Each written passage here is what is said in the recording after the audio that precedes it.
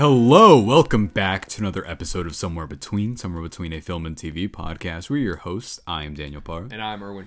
And number one, thank you so much for listening and watching. Number two, what are they going to do? They're going to like, comment, and subscribe. Please do.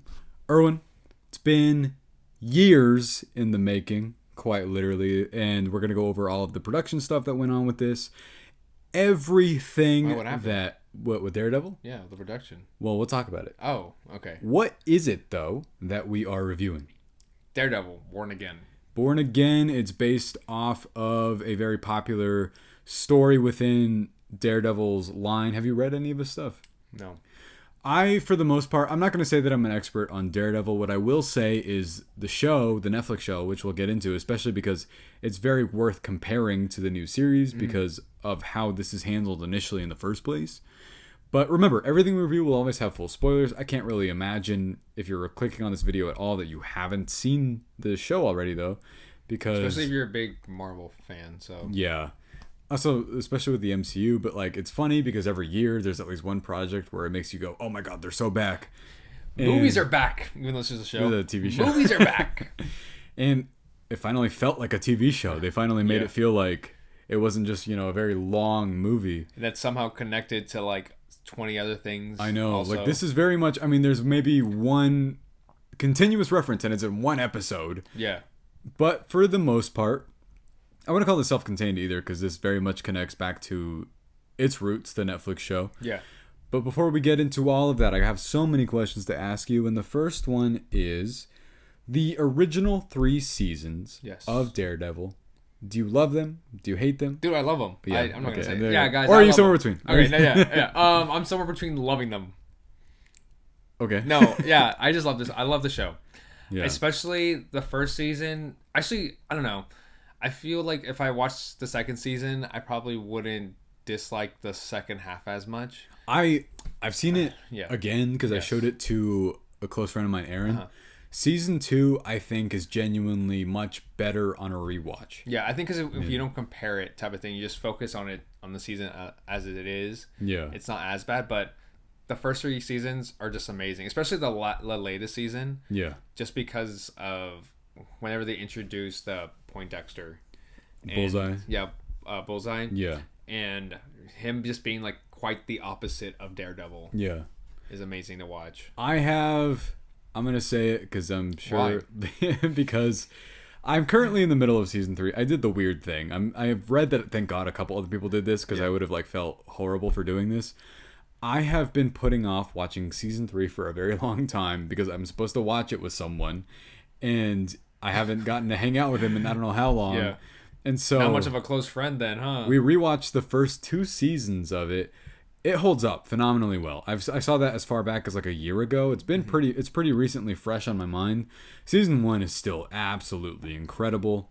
Defenders was okay. Season 2, I'm a part of it though. I've heard that if that bridge between season 3 is not really necessary anyway.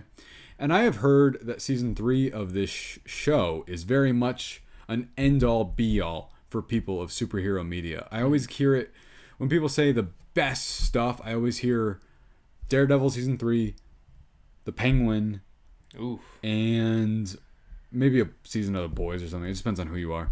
But for the most part, though, what I've seen, especially season 2, I remember way back when we were initially watching that show, we had a different thought, and I feel like I've changed my mind since then. We were like, I feel like all of these could maybe be 8 to 10 episodes. Now that we have a season that is 10 episodes, I wish it were longer. But it's always a good thing when something gives us like a certain amount though, and you want more from it too. It's always a good feeling to have afterwards. Like, I want more of this. No, and one of my biggest compliments on the show, and generally speaking, and Born Again, is while watching Born Again, I started looking up what comic books of Daredevils I could buy. Yeah. Because I found like a how-to guide on how to read. Yeah. And I want to read absolutely everything before the next season. Yeah, the way they, just like from Netflix, the way they make Daredevil utilizing the comic books of Daredevil and like basically bringing on like his story and like who he is as a character. Yeah. And just showcasing it through every single season and like seeing his like redemption arcs, the battle between his like religion and the choices that he makes throughout on a daily basis with a hero. It's so interesting and entertaining to watch. Yeah, it's really one of the few times I can think of where like it is absolutely so vital, his Catholicism. Yes. All of the stuff he goes through in a religious level in terms of being... he reminds me so much of Batman. Yeah. With everything that he is, but then this person has this like self-conflict of the religious aspect of it as well, and it's a whole symbol for Catholic guilt and this idea that he's almost seeking out violence in the first place, which they bring back in this season, which I feel on a symbolic level tackled a lot. Yes. And while we'll get into it, I'm going to say what I think in a second. With Daredevil, Born Again, did you love it? Did you hate it? Or are you somewhere between? No, I loved it. I did too. Loved it. I felt like we're going to get into why I felt this way. I loved this season a lot. Yes. It's so easily the best MCU show to me. And with... Yeah. Yeah, because like Loki's great, but I feel like Loki kind of drags in the middle. Yeah. And they both seasons have the same issue. Hawkeye was great. Hawkeye is great. And I'm trying to think which other ones. WandaVision was also really good. I do love WandaVision. It's just, to me, this one, and I'm not saying because I'm like, oh, it's MA, so that means that it's more mature. I think just genuinely... Moon Knight was almost there in terms of like its MA rating. It didn't even have one. Yeah, but I'm saying they like... teased that it would, and now... But also... Moon Knight could have. The directive team behind that, they brought on to make this. Yeah. So I kind of wonder why... we talk about the production. So... I remember once on a review you said, I don't really like knowing... It was actually for Captain America, I think. Oh. I don't like knowing the production issues on stuff sometimes because then you start to look for it. Yes. And with Daredevil Born Again, I wasn't trying to look for it, but while this is a really great season, the seams are there. Like, I feel like it's a magic trick that they pulled off, but the last two episodes and the first episode feel next to nothing like the middle. Just the first episode alone, it felt I was just back into... I don't want to say Netflix show anymore. Just back into like the Daredevil show. Yeah. I'm just back into it again where it just felt so raw and real, especially with the emotions. Just because of like these characters that you grew up with, and then it was just like taken away so fast, and then you're just back into how Daredevil, like how he is, and like how he communicates through like other people and like the world around him too, and seeing how they utilize a lot of his hearing. Especially in that first episode, that's a new thing. That like camera expansion, it's incredible. And it's just the way that he's like, using all these sounds around him while trying to fight Bullseye. It's beautiful. And then it's really hearing well done. Foggy's like breathing. It was too much. One thing that Daredevil, no matter what season it is, even if the one's lesser than the other, the action continues to be some of the best that, like, especially in hand-to-hand that you've ever seen in a comic book show. Now that they've also bumped up the budget with... That's actually kind of something I found interesting, was the grit, like you said, of it is still there, and yet it feels heavier because that final episode doesn't follow the traditional... If you think an MCU show is great, it typically follows into the third act of like, well... Now this is going to happen. It's going to be like a huge action set piece. Yeah. They start one and then they're like, we actually kind of don't have the people for this. And then the episode kind of ends. Yeah. And that's how the show ends for this season, which I found was a really interesting creative choice. But with all that, the reason why this is so kind of scattered in terms of the narrative direction sometimes, because in the middle it does feel episodic. There's that one off with the bank episode, which we'll break down the episodes, but initially when this was first announced, it was a different creative team. They didn't want Karen there, they didn't want Foggy there, they didn't want like all the original people. They were going to bring back just literally Vincent D'Onofrio and Charlie Cox, and what they ended up keeping was, I read the initial ending, and sometimes I'm grateful we do TV shows late, because then I get to read about all of the stuff after the fact. And so I can like figure out why some things were the way they were. And it originally opened with that shot of Charlie Cox crying viscerally. It's in the first episode, but that was it. Oh. There was no action beat with Bullseye. There was nothing. You didn't know what was going on, and then it launches into the rest of the show. But sometimes the show tonally, it always has that grit to it, but it feels lighthearted occasionally. Yeah. And because at the end it's like they still try to, like, he's very humorous in his ways too. Yeah. Because he also reminds me similar to how Spider-Man is as well, but definitely a lot darker. Because he deals with a totally different internal conflict. And what had happened was they'd read the script, Charlie Cox and Vincent D'Onofrio, and they were both like, this sucks. So they actually, but you know who wrote that? The original creative team for like seasons 2 and 3, I think. Oh. Which is weird. Yeah. Maybe because it's just been such a long time since they've done. Yeah. And I don't know how studios work when it comes to like stuff like writing that. And directing too, because I know they can meddle in as well and all. So like, who knows what is and what isn't. But I'm grateful that everyone who loves the show and just like loves the characters too to have like a voice, because I love Vincent D'Onofrio. He's easily, I mean, I'm not gonna say the best part, because he's easily one of the absolute best things in this. You can't have this show without him. Yes.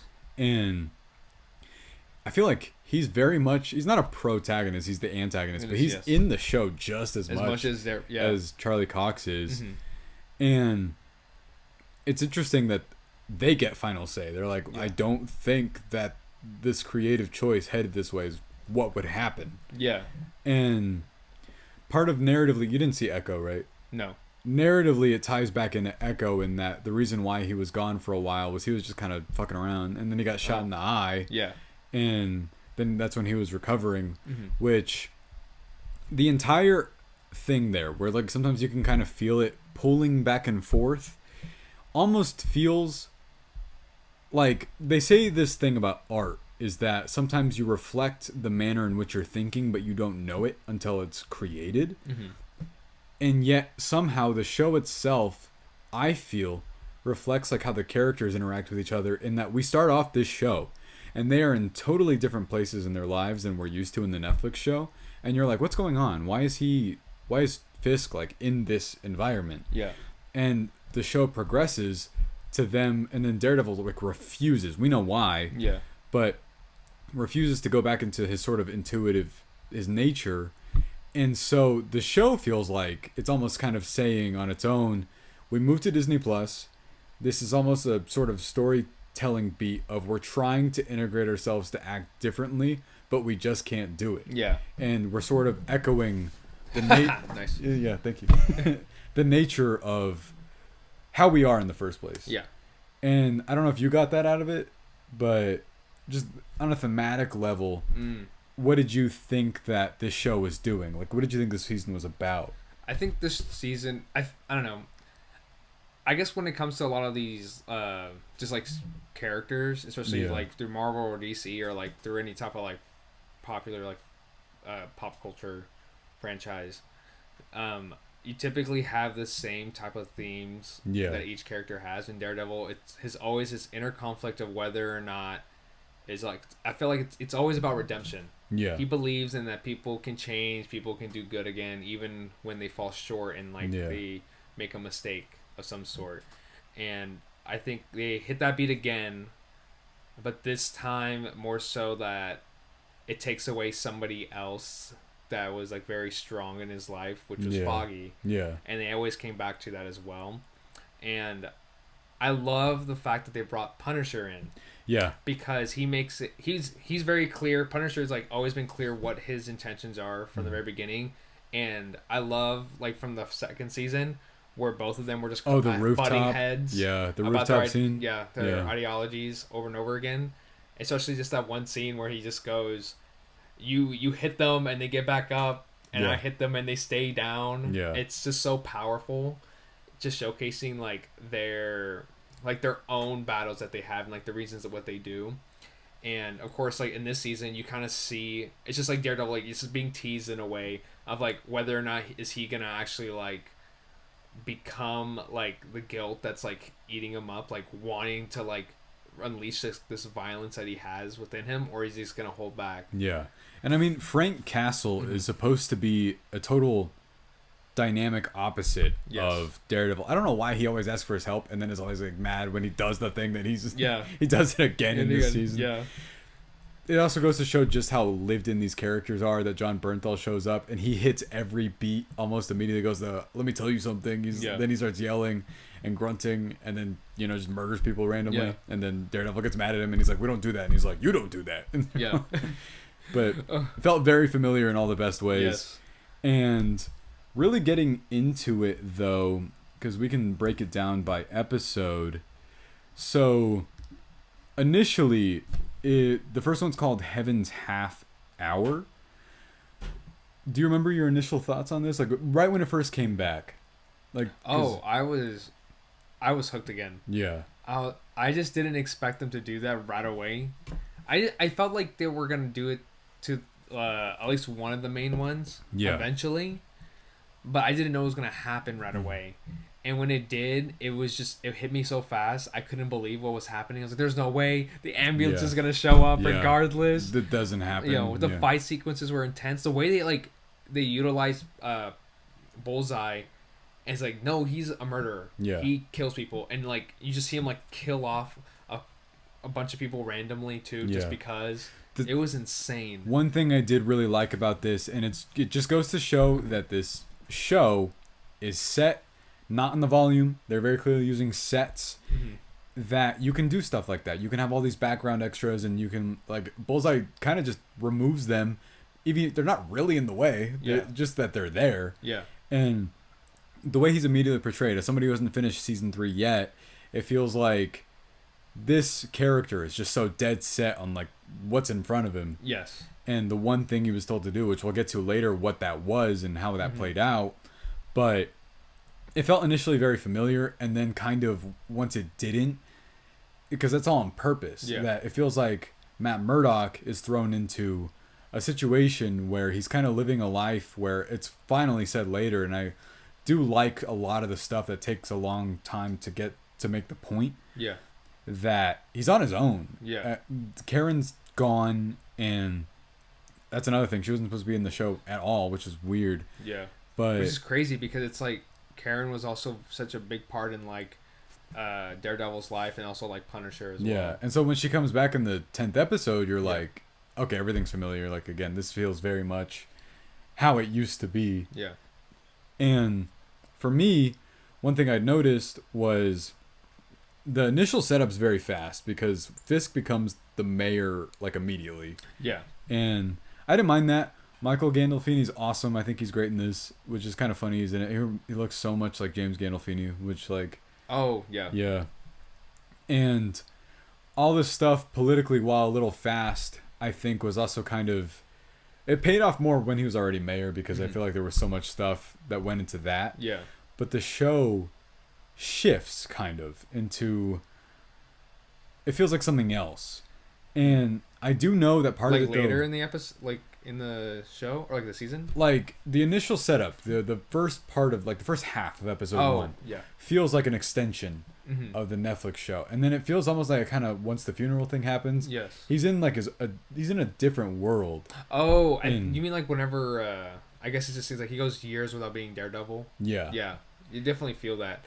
But then it's also with Fisk though too. Yeah. It's you feel this sort of tension that they have within themselves where it's they just want to be unleashed again. One of my favorite moments in the very beginning of the show, and it's kind of funny that this is it, is they're both walking on a sidewalk. Oh. And they're both standing there and you can just feel the tension and I mean it's not like Matt Murdock staring at him, but he can he can hear him. Yeah. And then when they're finally having that the diner scene where he's I have to admit it's not entirely unpleasant to see you, and then they go straight back to that kind of weird respect but also God, I can't stand you thing that they have with each other.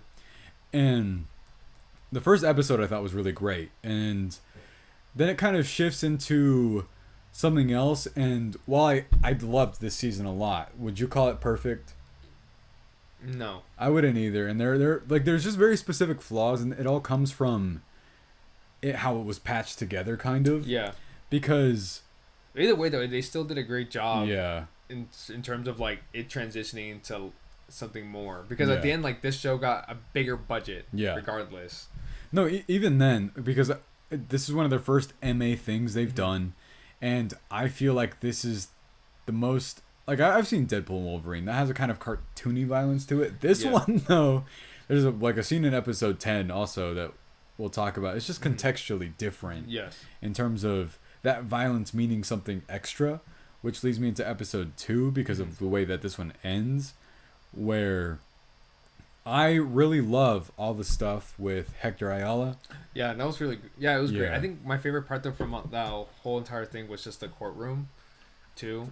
Oh, yeah. I always love seeing those type of scenes. I can see why people who love watching, like, Law and Order would just be attached to that. That was one of my favorite things about Better Call Saul. Yeah. It's just because, like, I don't know, just being able to see somebody just using their words to captivate, like, you know, the people around them, and to convince somebody else of, like, someone guilty and who isn't. Yeah. Kind of thing. So. And this is kind of where you don't realize it's happening yet, because it's sort of a 2-episode arc. Yeah.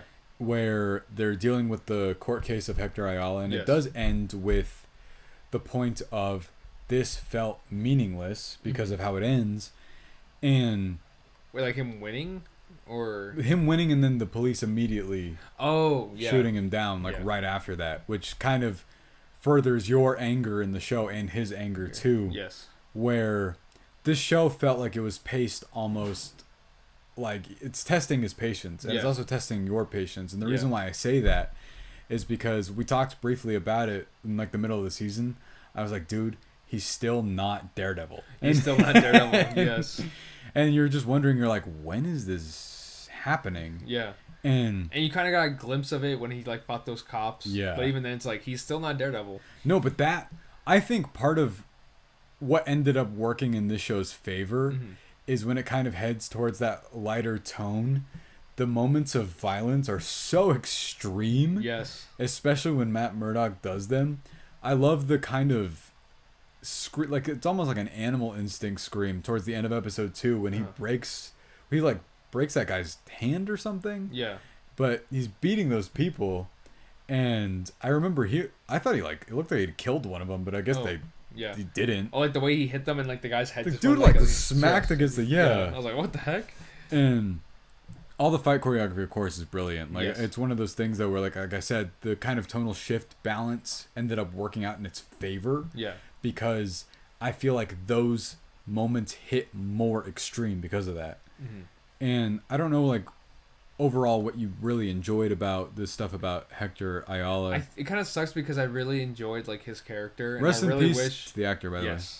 I really wish I got to see more of it too, just because. But then again, it's like I felt like the show. I'm kind of glad that they didn't show a lot more vigilantes and just stuck with Daredevil too. Yeah. Because then it felt overwhelming, right? Yeah. And so I'm glad that I think he was in it the right amount, to be perfectly honest. Because even if like they didn't kill the character off, let's say, and he just was doing his own thing along the way.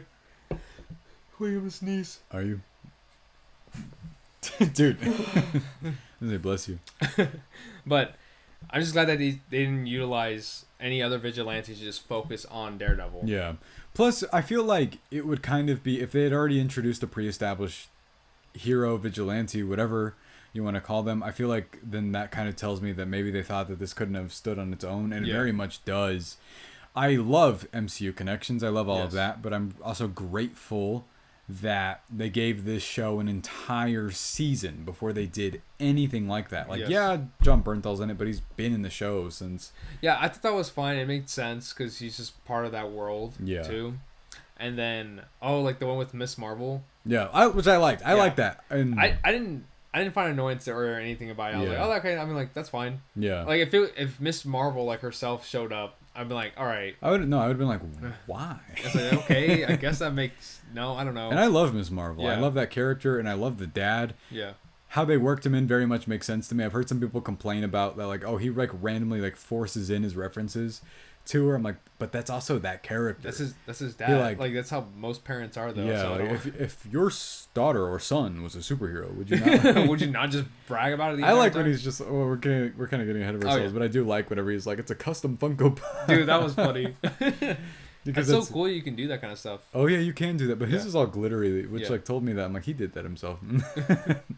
But episode 4 is where actually, if I were to talk about just a little bit more before I get to that, I did love the Hector Ayala stuff. I loved how it ended. It was very sad. It makes you mad actually, because one thing they touched on in this season that I'm really surprised they tackled is the Punisher logo's use with police. Yes. It's in this show, which I thought was fascinating because I didn't think they were going to like talk about it to like that extreme level, to be honest, because you kind of see like the teases a little bit and you're like, are they just like influenced by him? But like casually, like they were not going to bring it up or anything like that, but they did. No, and I didn't think, I thought it was just kind of going to be one of those things where I didn't know if he was in this season or not outside of the trailer thing, but you know how that goes sometimes. Yeah. And I thought it'd be just like episode 4. I didn't know he'd come back. I thought it would just be like that one moment where he's like, "What are you doing here?" And then like, basically, like, me too. Yeah, and then he does end up actually showing back up. But I thought there would just be that, be like, okay, like this is still the Netflix world. Yeah. And with that though, there's even a conversation towards the end of the season with him where he's like, "You guys like have no idea what I'm dealing with, what I've been through." Whenever they're like, "We look up to you," and he's like, "No, you don't." It's like you just want an excuse. Yeah, which I found really interesting, especially because that echoes kind of the whole idea of people talk about life imitating art or art imitating life, and this is one of those examples of it going backwards, which I found fascinating. And with that actual scene itself, when John Bernthal shows back up, because admittedly, that's the thing I absolutely remember the most about that episode. What'd you think of it? Oh, like the last episode with him? Oh, no, episode 4. Episode 4? Yeah.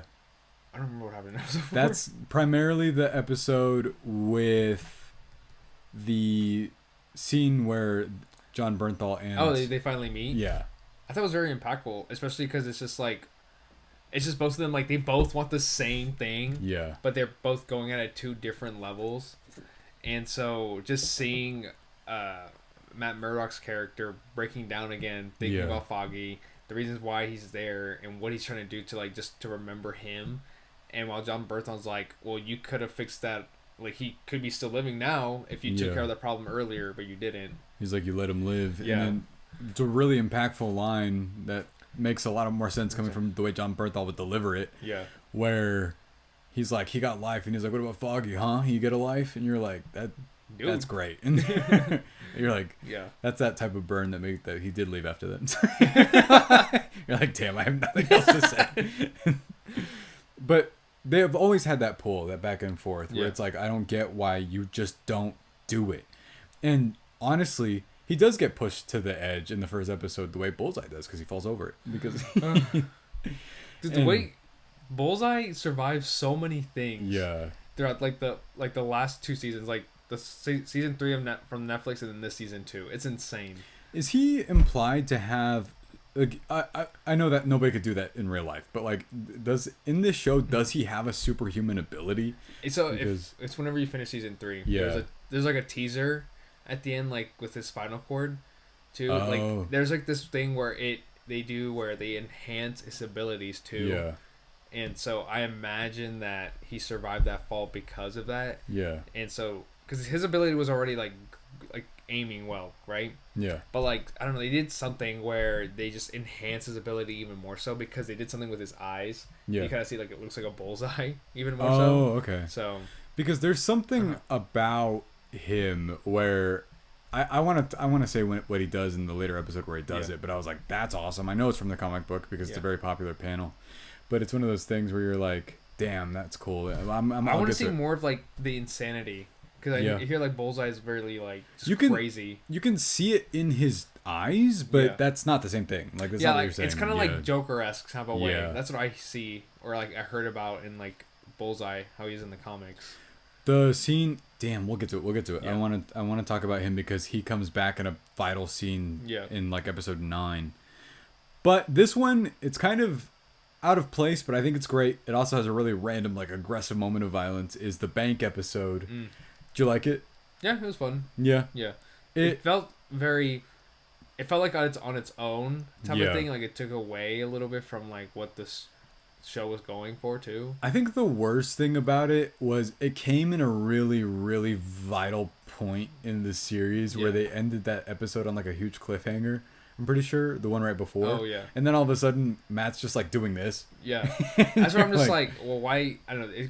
You could have just taken that episode off too. Yeah. But it wasn't a bad episode either. So. The only reason why I wouldn't is just because I do like episodic TV. I do like kind of bottle episode stuff where I just thought it was placed kind of inconveniently because the thankfully Fly episode in like Breaking Bad. But Breaking Bad, if you watch that entire episode is the core idea of their chemistry with each other.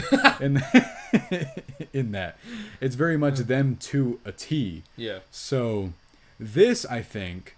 The reason why bottle episodes work so well sometimes, especially in episodic TV, like if this was a limited series, I'd be pissed off, but it's not.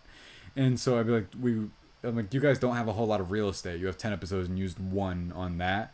But here, it's very much this is Matt Murdock, and no matter the circumstance he's in, whether he's a lawyer, whether he's Daredevil, or just a bystanding citizen, he will do literally whatever for that, right? Yeah. And so I like the inclusion of the dad from Miss Marvel. I felt like it wasn't overtly like, oh hey, here's Wolverine. You're like, why would that happen? You know, I mean, it'd be cool, but I hear that Wolverine does do that a lot in comic books. He just shows up for no reason at all. But I did like this overall, and it also has one really great moment where he breaks this guy's knee, towards the end, where you're like. I that's just one of the moments I noticed where you're like, this is the same episode. He also told a joke. She told a joke to that one guy that was like something about fucking somebody, but okay, what's the next episode? This one's great. Okay, this is part of what you can tell about the way the episode structure was originally intended was you can kind of feel that it was originally meant to be more episodic in terms of like a couple of arcs, the way they do Andor, basically, where it's 2 to 3 episode arcs at a time. Yes. And this is where I think the show suffers just a little bit, but that's because of how great the character is that they introduce, and that's the Muse storyline. What'd you think of these episodes? I thought it was great. Yeah. I think that, I don't know if I call it like a thing where it suffers, to be perfectly honest. It sucks because I like the character that they introduced, but at the end, like, I feel like it would have taken away from, like, Bullseye or even Kingpin and so, because I was like, dang, how many villains are there? Too. So I didn't feel bad about it. Like, I'm glad that they introduced somebody that was like also almost to the same extent as like Bullseye or even Kingpin. Yeah. But probably not the same complexity as those two. I only say that just because of like the way they talk about Muse in like the later episode. Yeah. But in episode 6, so that's when like you get to see like a mirror of both Daredevil and Kingpin like being actually fully fleshed out and be like who they really are. So this is this moment. This is like the turning point in the series where Matt Murdock quite literally says "fuck it," and then puts on the suit again, and you're like kind of want to stand up and cheer in your living room because you're like, finally. Yeah, in my bathroom. Yeah, like what's in your bathroom? You're like, give me a second. Give me a second.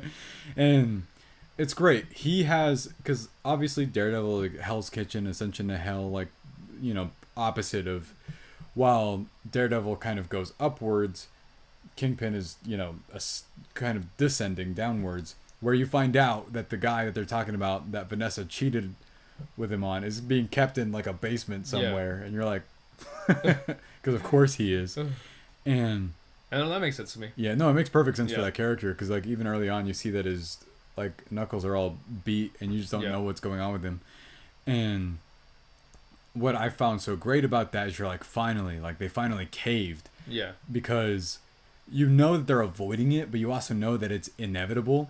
So that I think while maybe the show, in terms of pacing, like for me, it could have been, maybe just because I was really anxious about it, just could have been Daredevil like an episode earlier, just like, please. Yeah. But overall, once it finally happens, you're like, oh my God.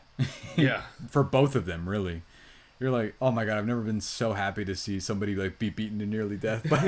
And keep in mind, he's like 18, 19 as well. Vincent D'Onofrio? No, the Muse. Oh. Dude, he's still a kid in a sense. That fight with Daredevil when he shows up, and it's instant. It's like instantly, like he pops up out of nowhere, and it's incredible. And I really like how often this show kind of tools with the fact that if Matt Murdock weren't stopped, he would kill people. Yes. It's always circumstantial, but he always ends up getting carried away with it. And I feel like that's the weight he carries, is that he also seeks out violence in the first place. Yeah. He genuinely... like, I bet also, too, it's like the guilt of him, like, him thinking he almost killed Poindexter, too. Yeah. Right? Because, like, he pushed him off. It's not like he just fell. No, he did that shit on purpose. Yeah, and so, like, he gave up the moment he knew, like, his best friend died. Yeah. Too. So it's just, like, he probably lives with the guilt knowing, like, I killed him. Like, he lived. Yeah. But, like, I killed him, too. No, and then along with all that, because, like, I mean, he knows that he lives, right? Yeah. And then there's all this stuff that happens early on. This show's really, really great with messing around with, like, heartbeats and listening to people lying and telling the truth. And I love all that stuff. The only reason why I say that about Muse, though, is because he's instantly introduced, and that design is amazing. Mm-hmm. The way he kills people's incredible. Like, I love the concept. But then I understand that it would have taken away from the overall story. It's just, I was like, you could have continued this in season 2, 4, whatever you want to call it. Yeah. And maybe I guess if anything, they just introduced somebody new. It's crazy because it's like they introduced White Tiger, kills them all, Muse kills them off. Yeah. And I'm like, dang, I really like these two characters. No, I like them a lot. And I understand that White Tiger they couldn't necessarily bring back, but Muse, I mean, they could get away with like a logical explanation for him being back, I think. I mean, they can always bring somebody else. Like someone else is inspired by Muse. Yeah. And then they become Muse. That's true. They do the Joker 2 thing. Yeah. So I was like, that could always happen. Yeah. I really love these episodes though, and I liked the use of the Daredevil costume. Like, it genuinely, it looks great, and like I feel like you at that point see where the budget has gone. And I can't quite remember if it's this episode or not, where you find out that Vanessa attempted to kill Wilson Fisk. Oh, I think so. I think after the therapy, But they still haven't talked about it yet. I think I think he says like they both talked about it in the sense of like him forgiving her for everything, and like her forgiving him for everything. I'm assuming she did it because she was tired of that guy getting in the way. She knew exactly what was going to happen. Yeah.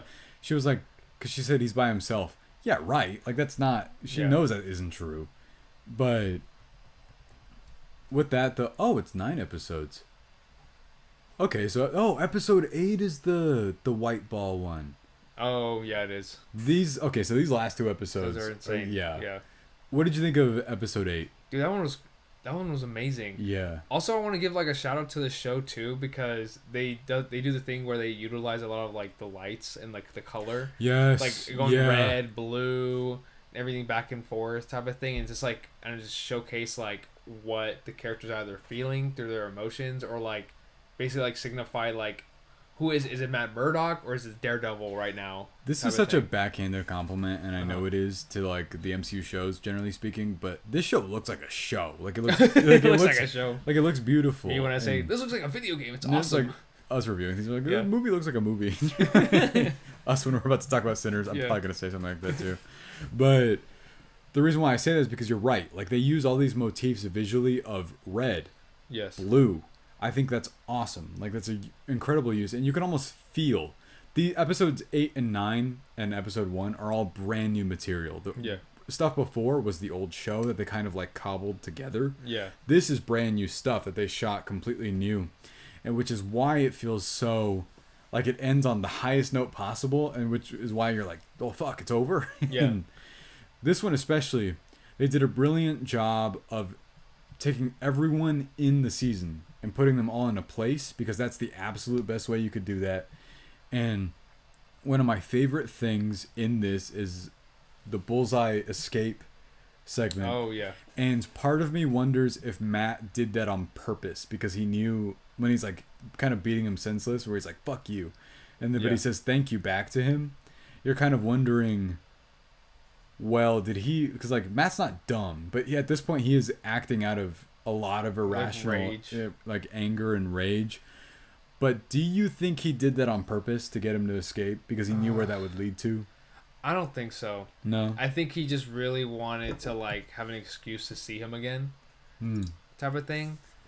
But I think because I feel like Bullseye would have done something crazy too, like that, regardless if he was there or not.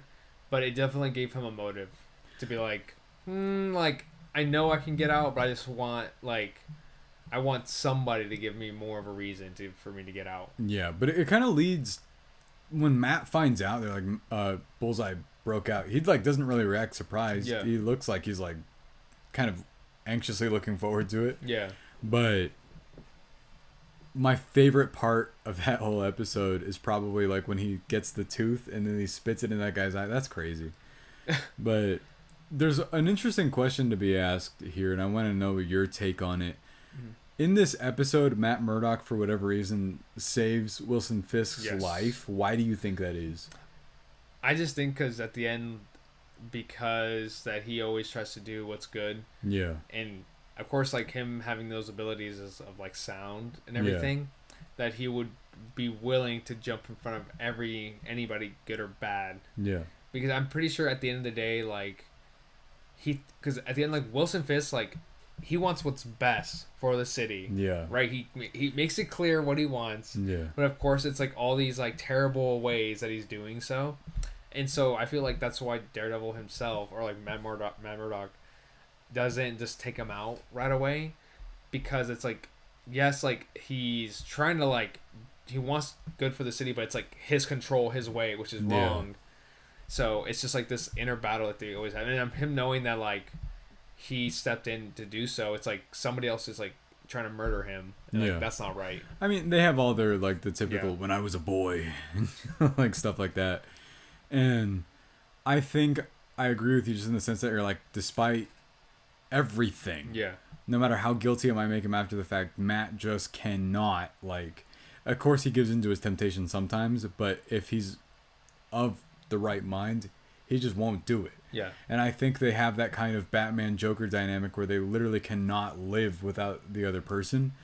And I think the show kind of navigates that in an interesting way, because it always gives Daredevil something to do, and I think that's kind of his burden also, because like I said, this show, part of the point they're making this season is like he will seek out the problem, like and if there isn't one, he kind of just gets sort of irritated by it. I think one of the better moments in the show is really small, and it's whenever that guy steals the caramel corn. I do not like saying caramel. The caramel corn from the place, like the bodega, that store earlier on. Oh, with the cereal box? Yeah, where he's like, get me parole, or like don't get like 30 days or whatever. He's really proud of it, and then he's like, you don't understand.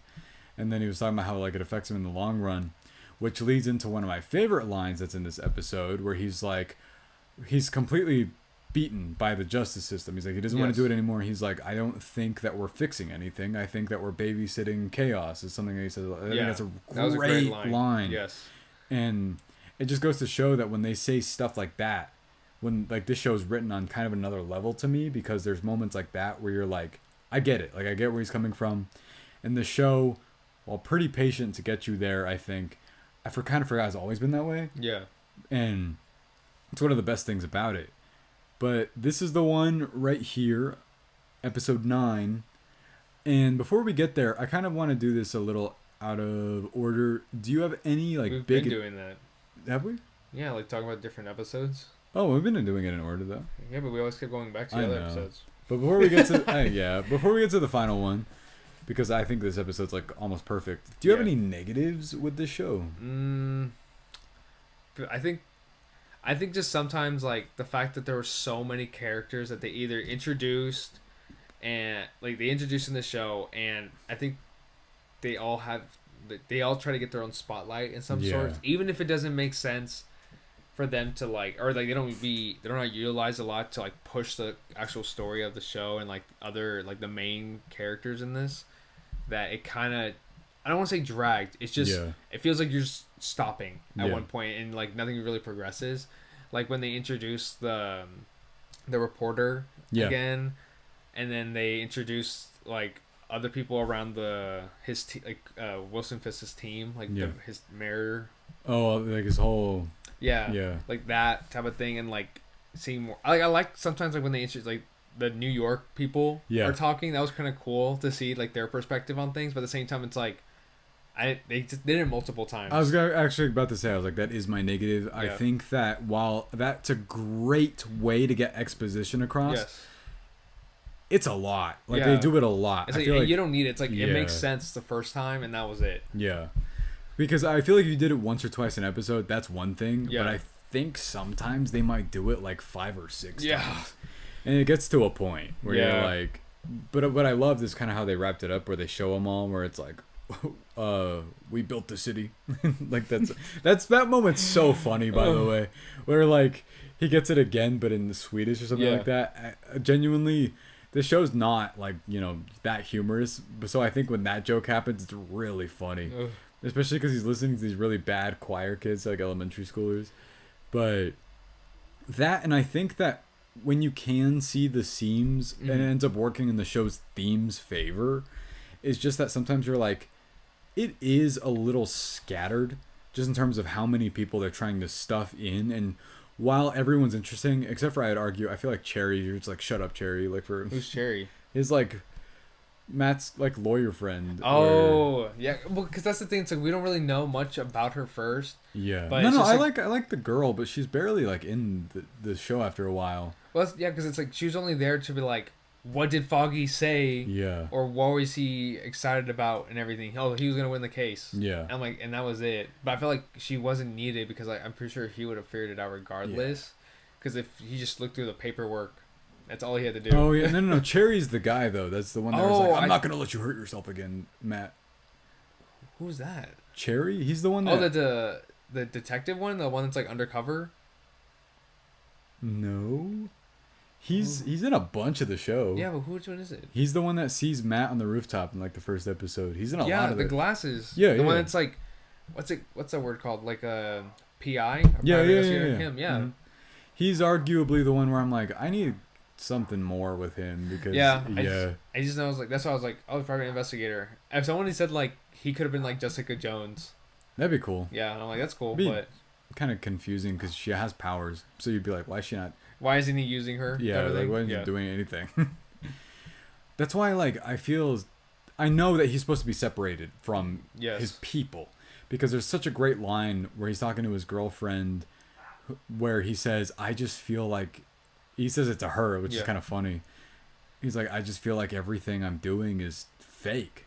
Yeah, and I think it's a really great commentary also on them putting Daredevil finally in the MCU. How often would we say, "Oh my God, the Battle of New York," or like, "Oh my or they're like that big green guy"? Like you can say the whole thing.